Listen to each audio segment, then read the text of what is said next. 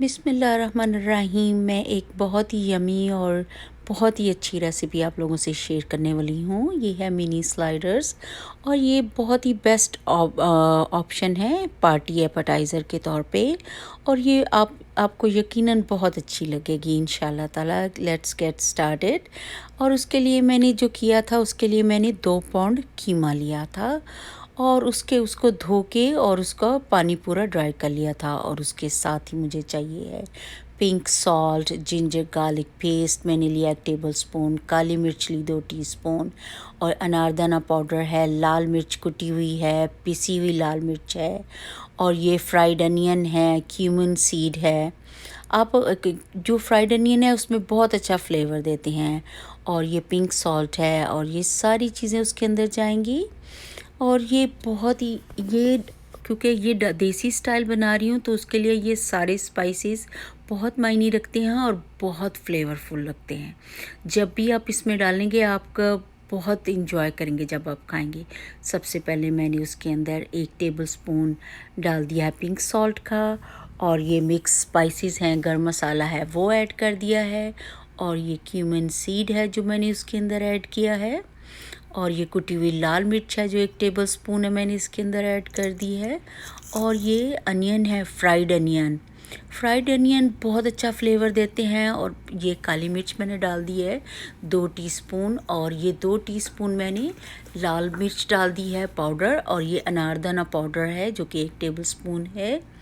और ये मैंने पिसा हुआ है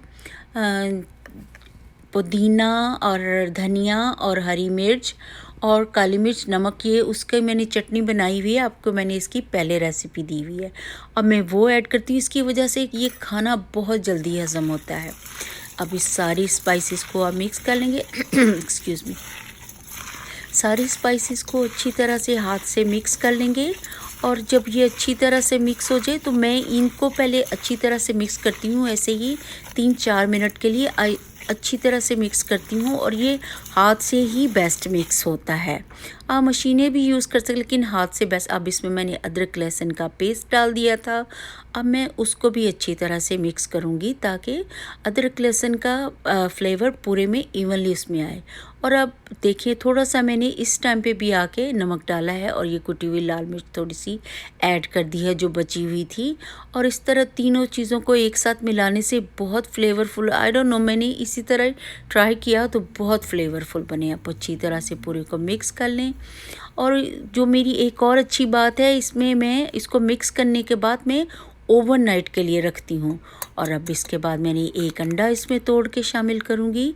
उसकी वजह से क्योंकि ये मिनी स्लाइडर हैं तो आप डालेंगे तो ये बहुत अच्छी तरह से जुड़ेंगे और उसमें से मूव नहीं होंगे बंस में से। और इसको मिक्स करने के बाद इसको मैं प्लास्टिक से कवर करके ओवरनाइट के लिए छोड़ दूँगी।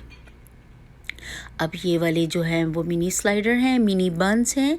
और ये देखिए रात मैंने रखा था। अब इसके मैं शेप दे दूँगी इनको छोटे छोटे साइज़ के लिए, छोटे छोटे साइज़ बना के। और इसको थोड़े छोटे से थोड़े बड़े रखने हैं क्योंकि पकने के बाद भी ये श्रिंक होते हैं, इसलिए मैं थोड़े से मीडियम साइज़ के बनाऊँगी जो कि मिनी स्लाइडर में परफेक्टली फिट होंगे।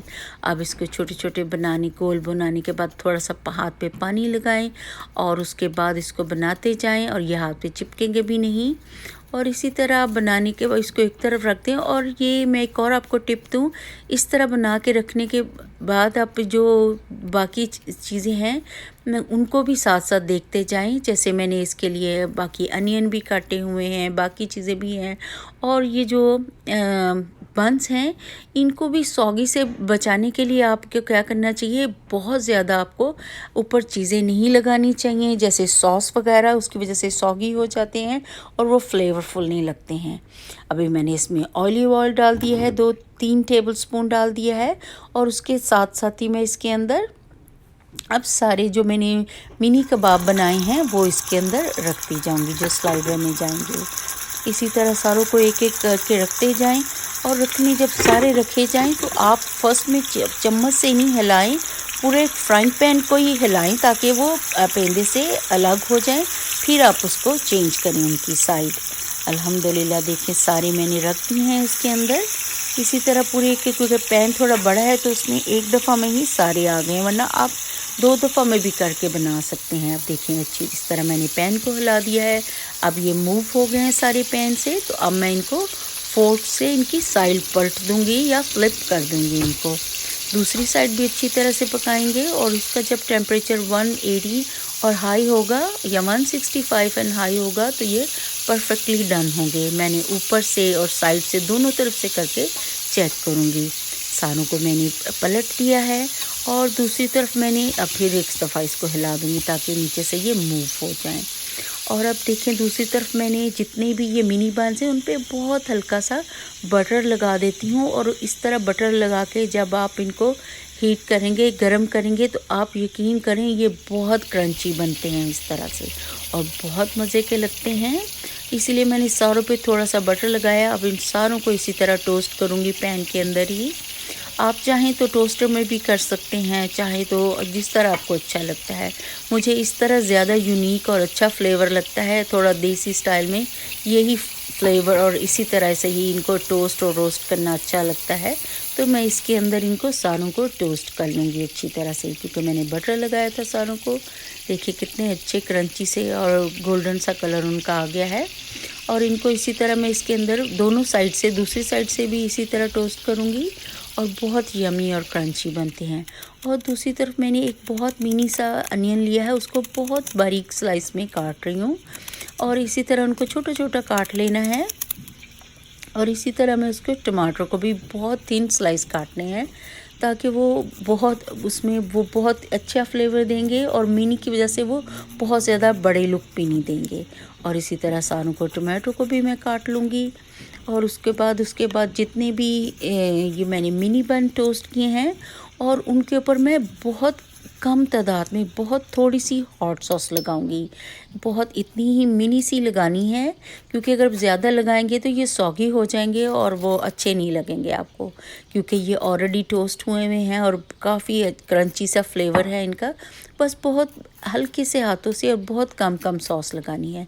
ये मैं हॉट सॉस लगा रही हूँ और इसके बाद मैं इमली की चटनी लगाऊंगी, जो कि मुझे स्लाइडर में बहुत यमी लगती है। वो भी इसी तरह थोड़ी थोड़ी ऐसे ही एक एक दो दो ड्रॉप आपने लगाने हैं, क्योंकि अगर भर भर के लगाएंगे तो वो सॉगी हो जाएंगे, वो अच्छा फ्लेवर नहीं देंगे। इसी तरह सारों पे अब आप ये लगाते जाएं। आप इसी ही पूरी रेसिपी को फॉलो करेंगे तो आप यकीन करेंगे आपके गेस्ट वाह कहेंगे और आपको बहुत अप्रिशिएट करेंगे और आपको बहुत ज़्यादा कॉम्प्लीमेंट मिलेंगे इंशाल्लाह ताला। भी सारे स्लाइडर बन गए हैं और सारी उसको मैं एक एक को उसके ऊपर रखती जाऊंगी, मिनी बन के ऊपर, जो कि मैंने टोस्ट किए हुए हैं और सॉस लगाई हुई है सारों पे। इसी तरह एक एक पे रखती जाऊंगी और उसके बाद फिर मैं ये रखने के बाद हर एक के ऊपर एक एक अनियन का पीस रखती जाऊंगी स्लाइस, और इसी तरह टोमेटो का भी एक एक स्लाइस रखती जाऊंगी। अभी मैंने रखना शुरू कर दी है उस पर।